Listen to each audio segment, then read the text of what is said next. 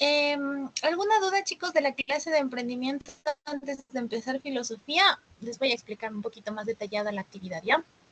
Para que no tengan dificultades. Denme un segundo. Les voy a proyectar la pantalla.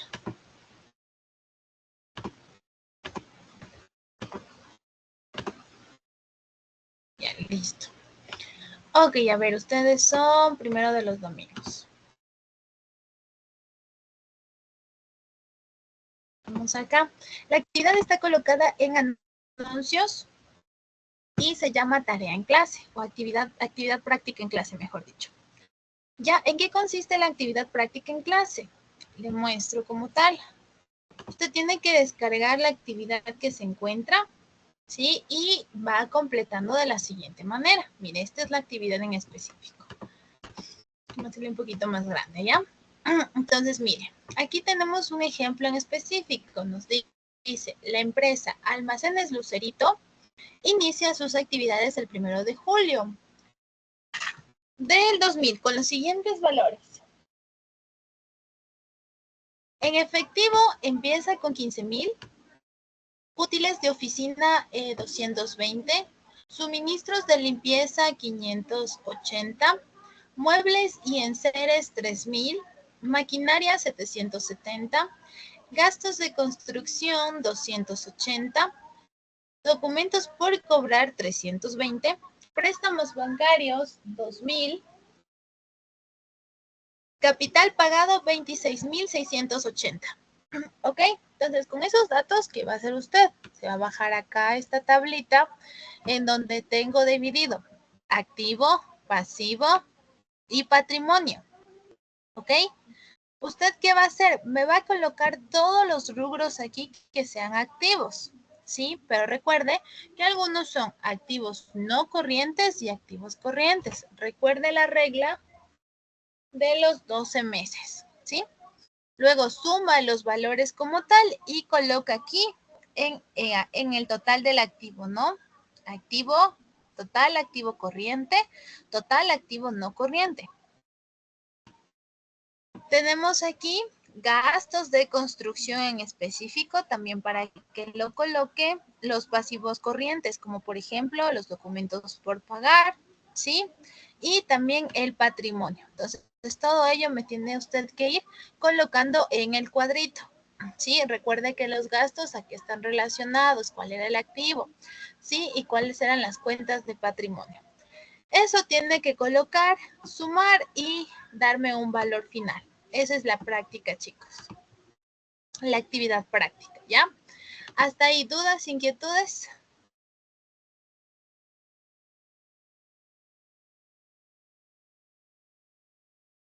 ¿No?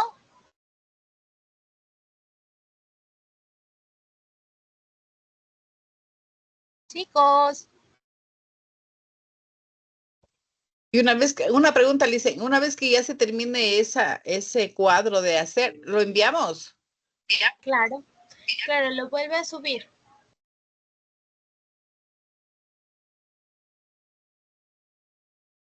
Lo puede subir, En anuncios, lo puede realizar. Vamos, Melina, dígame. Sí, en igual en anuncios. anuncios. Ya, Licen, gracias, esa era la pregunta. Ya, usted puede hacer esta actividad a mano o en la computadora. No tengo inconveniente, ¿ya? Para que la suban, ¿ok? Entonces, ahora sí vamos nosotros a continuar con la clase de filosofía. Permítanme les proyecto. Ya, ok. Anteriormente nosotros estábamos viendo la filosofía de la nueva era, ¿no es cierto? En donde teníamos pensamientos sumamente opuestos, como les indicaba, de Maquiavelo y de Tomás Moro, ambos con obras diferentes, ¿no? Nicolás Maquiavelo con el libro del Príncipe y Moro con el libro de la Utopía, ¿sí? En donde se establecen diferentes formas de gobierno y demás. Ahora vamos a pasar a la siguiente corriente filosófica denominada como la corriente moderna de la filosofía, en donde se establecen nuevas líneas de pensamiento, nuevos enfoques, específicamente diferentes a los que vimos anteriormente, ¿no? Como la escolástica y el humanismo, que no es tanto una de las ramas, pero sí una línea de pensamiento diferente, ¿no? Entonces, vamos con los dos principales, que en este caso es el racionalismo y el empirismo.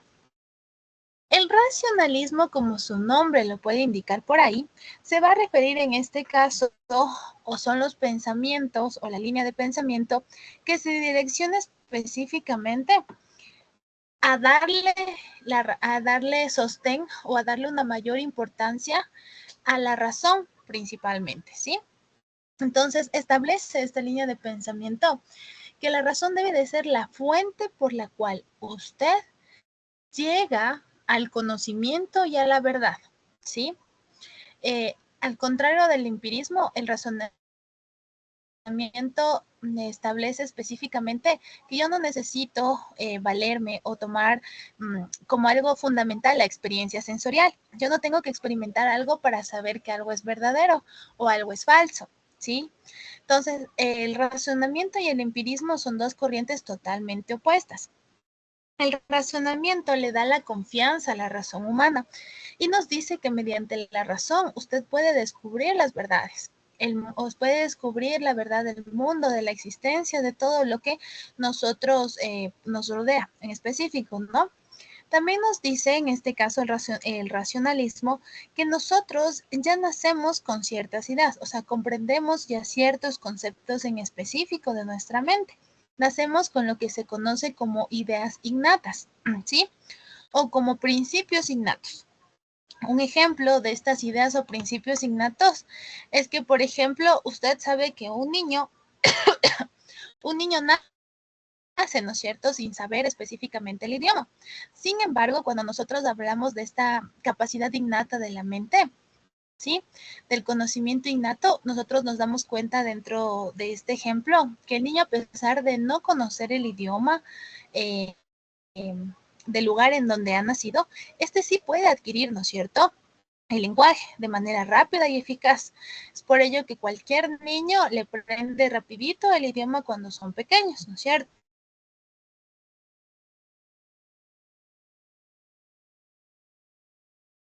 Como tal.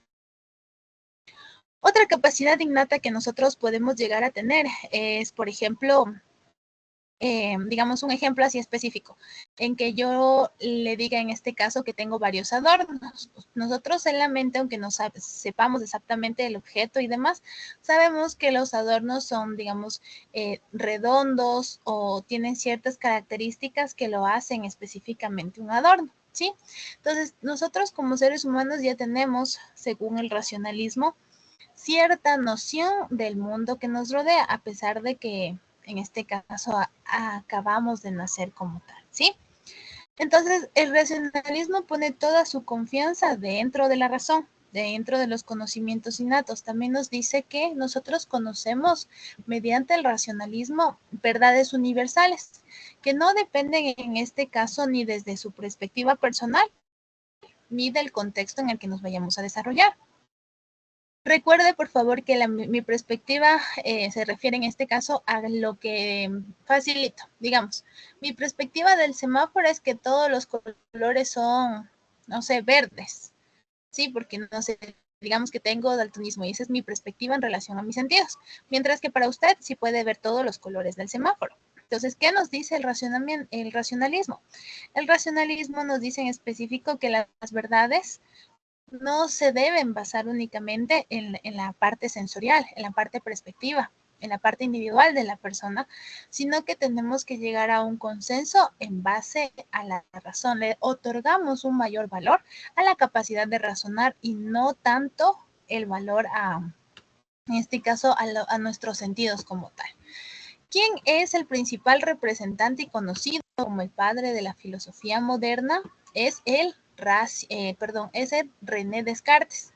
René Descartes, dentro de su obra El discurso del método. Usted debe haber escuchado por ahí en algún momento la frase pienso, luego existo. Fue planteada precisamente por Descartes, ¿no? Quien buscó, en base a diferentes técnicas, a diferentes métodos, encontrar la verdad, ¿sí? Y nos plantea lo siguiente, miren. René Descartes nos establece este método conocido como cartesiano, que nos dice que es un pensamiento seguro, ordenado y útil que le permite a la persona llegar a la verdad. Y nos dice que para René Descartes incluso la verdad puede ser personal. Para que usted pueda aplicar este método, nos dan 4 reglas principales para que usted pueda llegar a la verdad. En este método, por ejemplo, de Descartes, usted lo puede aplicar dentro de las pruebitas que realiza aquí en la plataforma, dentro de las próximas pruebas que usted va a enfrentar durante la vida, etcétera. De opción múltiple, ¿no? Entonces, Descartes nos establece estas reglas para encontrar la verdad y las mismas usted puede aplicarlo dentro de una pruebita para encontrar el razonamiento más directo, más preciso, más lógico, que será la respuesta correcta. Entonces, esto, por ejemplo, les enseña mucho ya dentro de la universidad, en los primeros semestres, cuando estamos hablando de filosofía, cuando ustedes tienen lenguaje y demás, materias básicas que se otorgan en los primeros semestres. Entonces les enseñan este método de Descartes como para que usted empiece a ser lógico y racional dentro de las pruebitas, en vez de lo que hacen en las escuelitas, no estar jugando de Tim Marín, de Don Pingüe para llegar a la respuesta. En algún momento todos lo hicimos. Entonces, para que usted pueda aplicar este método conocido como el método cartesiano, usted tiene que establecer o respetar 4 reglas para la verdad. Primero nos dice, no admitir nada que no sea evidente. Dividir las dificultades en sus partes elementales. Nos dice que mucho más fácil o de manera mucho más eficaz la verdad en específico, ¿sí? Entonces, ya se refiere a la segunda regla, que es el análisis. Divido el problema en tantas partes como yo necesite, más fácilmente. Digamos que ustedes tengan un problema de matemáticas. Entonces, no sé, necesito hacer la división o una multiplicación y no me sé bien las tablas. Entonces, sigo separando. En este caso, si no me sé cuánto es 6 por 7, entonces me voy a poner a sumar 6 veces 7 para llegar a la respuesta de cuánto es 6 por 7, y luego aplico la operación de multiplicación y luego sumo y demás. Entonces, más o menos así se refiere a este aspecto del análisis, ¿no? Usted va dividiendo los problemas que va encontrando para poder solucionarlos de manera más eficaz. El siguiente paso nos dice ordenar el pensamiento desde lo más fácil hasta lo más complicado, ¿sí? Entonces, usted siempre que hace, por ejemplo, por algún problema, piensa en cómo resolver un problema, usted se va a lo obvio, ¿no? A lo que es más sencillo para usted, solucionarlo, y después deja para el último o aplaza solucionar o abordar el problema complicado. Por ejemplo, no sé, usted está en problema de matemáticas, ya para sacar raíz. Entonces, no sé, primero establece o escribe la fórmula como tal para sacar raíz, que no son exactas, etcétera, y demás.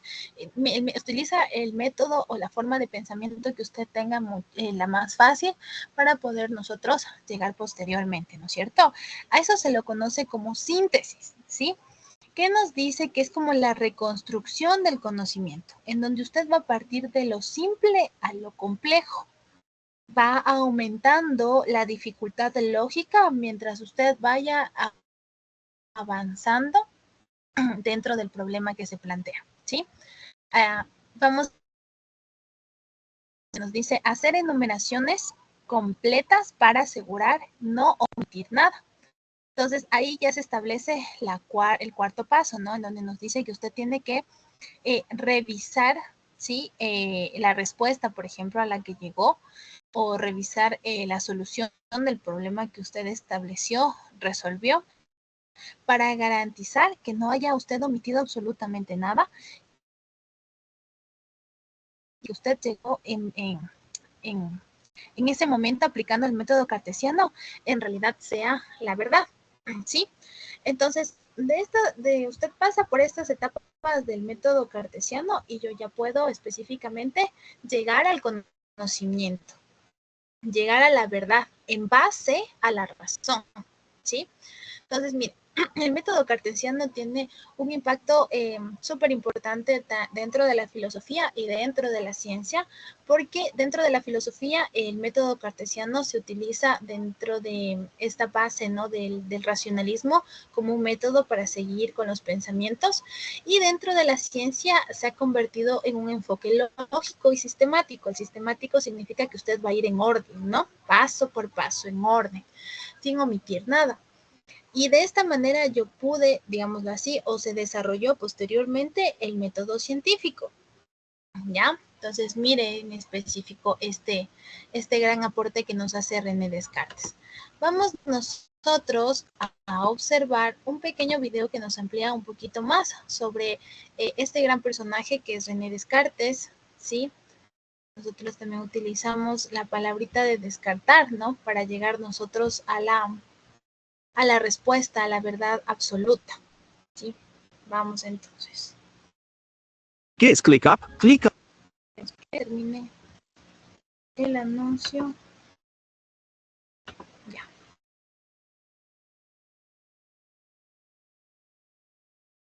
Vamos.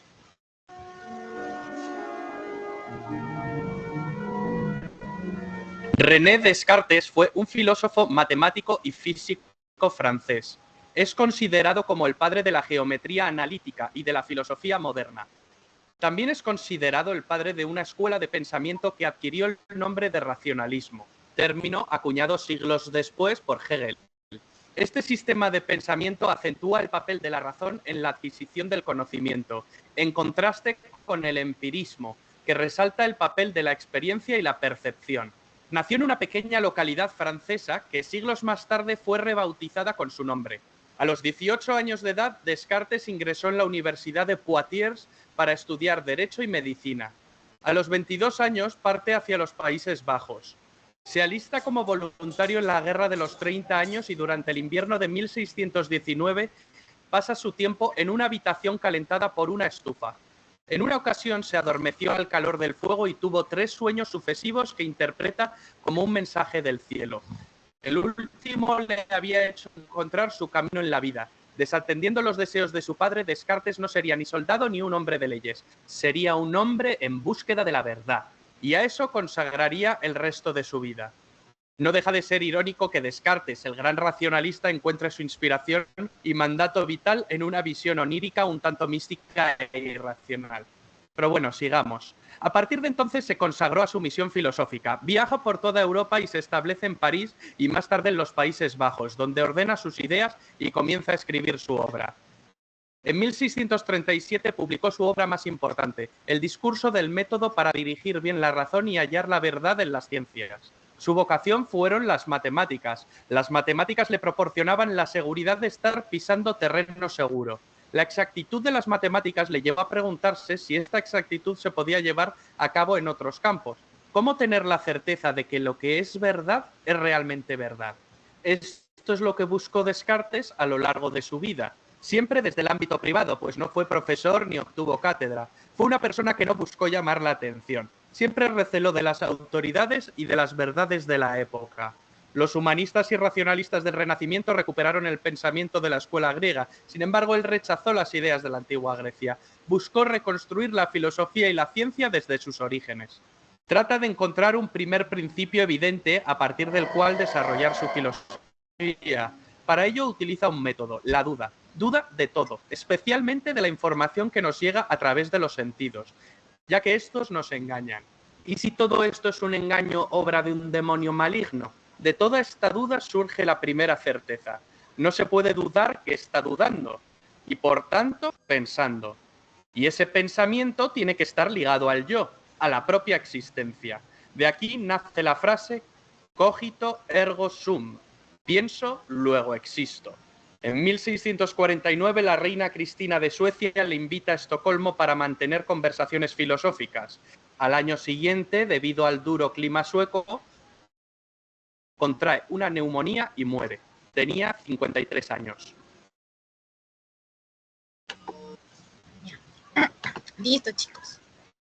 Entonces, miren, René Descartes es conocido como el padre de la filosofía moderna precisamente porque a diferencia de el tipo de pensamiento y los filósofos que vimos anteriormente, no toma en cuenta el renacimiento, ¿no? Sino que más bien busca desarrollar desde cero este aspecto de la filosofía.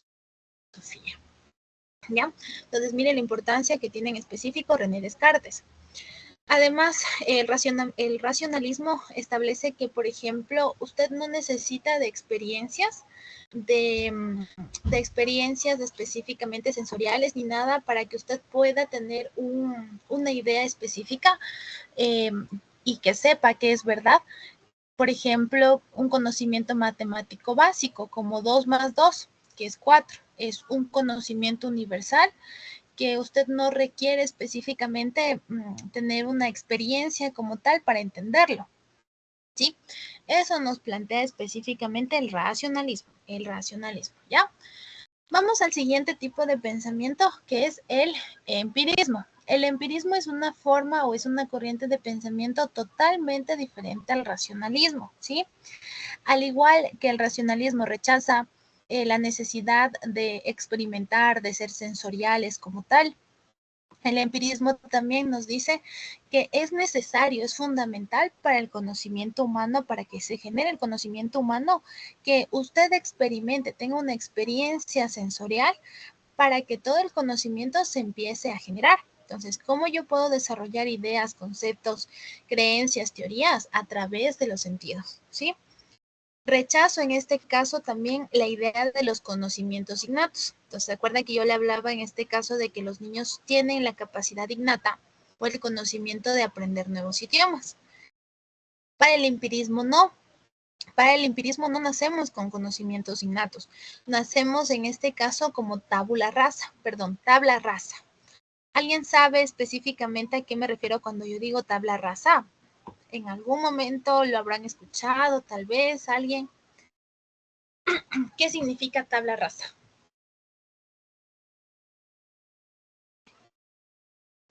Nadie, nunca han escuchado ese término. Ahora dicen, los niños son como la tabla rasa. En este caso, tabla rasa significa como pizarra o tabla en blanco, literalmente. Entonces, para el empirismo, los niños, los recién nacidos, la mente que acaba de nacer es precisamente eso, está en blanco, ¿sí? Y para adquirir conocimientos, para adquirir ideas, yo necesito tener experiencia, yo necesito empezar ya con estas experiencias sensoriales a través de los sentidos. Y rechazo específicamente lo que me dice el racionalismo, ¿sí? Que para ellos no es importante en este caso la parte sensorial. Entonces, tabula rasa, como les decía, es que usted nace específicamente en blanco, ¿sí? Usted va adquiriendo conocimiento en base a lo que le va rodeando, ¿sí? Entonces nos dice que la experiencia es sumamente importante, la experimentación, la observación, tocar, analizar, para que usted pueda ir interpretando el mundo que lo rodea. El mundo que lo rodea, ¿no? Nos dice también la importancia del conocimiento inductivo. El conocimiento inductivo específicamente es que usted puede observar algo y empieza a ir estableciendo o creando diferentes, generando diferente conocimiento, ¿sí? El representante que de igual manera establece esto de la tabla rasa en específico es John Locke, ¿sí? John Locke, mediante los aportes que realiza, de igual manera era empirista, mediante los diferentes obras que tiene, nos va argumentando, ¿no? Porque es importante que todos los seres humanos, que todo ser humano tenga como elemento principal o como fundamental establecer o exponerse a diferentes sensaciones para posteriormente llegar a la reflexión y poder de esa manera yo ya tener o crear conocimientos, ¿sí? Digamos que dentro del empirismo, para que yo pueda conocer o pueda saber qué es el fuego, yo tengo que haber sentido el calor del fuego, tengo que haberlo observado y en base a ello yo deduzco y digo, ah, ok, el fuego es caliente, el fuego nos puede quemar. Entonces, de esa manera establece el empirismo, ¿no? Vamos a la siguiente. Tengo Francis, en este caso el principal representante, Francis Bacon, ¿sí? Que establece de igual manera el método de Bacon en base a la experiencia y a la deducción. Aquí tenemos John Locke, filósofo inglés,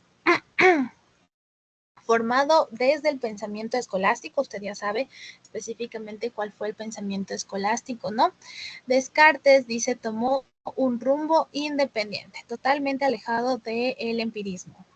Locke lucha por la construcción democrática del Estado donde el pueblo es el soberano. Aquí ya tenemos de igual manera nuevos pensamientos de gobierno, igual que en el anterior, en donde se establecía la reforma protestante, la utopía, el príncipe,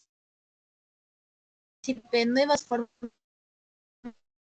de gobierno monárquico, sino que tengo un tipo de gobierno democrático, ¿no? En donde la voz del pueblo se escucha y los candidatos o quienes nos gobiernan son elegidos por el pueblo y para el pueblo. Nos dice que también tenemos el Estado debe ejercer, esto notarán, verán, porque está con rojo, digo con negro, es importante. El Estado debe ejercer separadamente de los tres poderes supremos, el legislativo, el ejecutivo y el federativo. Usted sabe, dentro de nuestro tipo de gobierno que tenemos, el Estado también tiene diferentes poderes. De igual manera, el legislativo, que está relacionado con la Constitución, rendición de cuentas, ¿sí? Todo ello. Entonces, de igual nos dice que para que un Estado pueda llevarse bien en relación a las necesidades del pueblo, dentro del Estado no se puede englobar todo el poder. Necesita mecanismos o necesita otros poderes que se vayan regulando entre sí. Aquí también tenemos rendición de cuentas como uno de los poderes que tiene el Estado, ¿sí? El CNE específicamente, el poder electoral y todo ello. Sí, eso ya lo debieron de haber visto o lo verán más adelante con el profe Jorge, ¿ya? Entonces, de esta manera, John Locke nos establece, ¿no? Los conocimientos o los aportes tanto en la parte política como desde el punto de vista filosófico. Ya tenemos otros representantes también dentro del empirismo, no son solamente los únicos. Sin embargo, usted ya puede identificar, ¿no? El razonamiento nos dice que nosotros ya nacemos con ciertos conocimientos básicos, ¿sí? No necesitamos, en este caso, de experiencias para ir adquiriéndolo, ¿sí? Mientras que el empirismo sí nos dice que es fundamental que usted que se exponga a diferentes experiencias sensoriales para que pueda realizar un proceso de inducción, ¿sí? Y establecer o llegar a un conocimiento, a un concepto. Mientras que para el racionalismo yo puedo llegar a la verdad en base a la utilización de la razón, ¿ya? Con conocimientos e ideas innatas. Mientras que el empirismo no tenemos ideas innatas, somos tabula rasa, es decir, somos una pizarra en blanco que estamos ahí para que nos vayan dibujando y nos vayan enseñando al gusto de cada uno, ¿ya? Ok, chicos, hasta ahí, dudas, inquietudes que tengan. Anotará lo que está con rojo, perdón, con negro. Identifique, por favor, anotaráme lo que es René Descartes, el libro, la obra que hizo, que es el discurso, esta frase icónica de René Descartes de pienso, luego existo, todo ello, ¿ya? Listo, chicos, entonces nos vamos a quedar hasta ahí por el momento. Ya vamos a abordar lo que es la ilustración, la democracia, el liberalismo y con eso ya concluimos, ¿ya? Listo, chicos, nos vemos la siguiente clase. ¿Alguna duda, inquietud? Están bien calladitos hoy. ¿Qué les pasó? Solo estábamos receptando. Dicen buenas tardes. Yo me pude conectar los últimos minutos, se me fue el internet. Está en el almuerzo, ya, José. Está recargando energía. ¿Dejó de ver, Licen? Sí, dejé de compartir.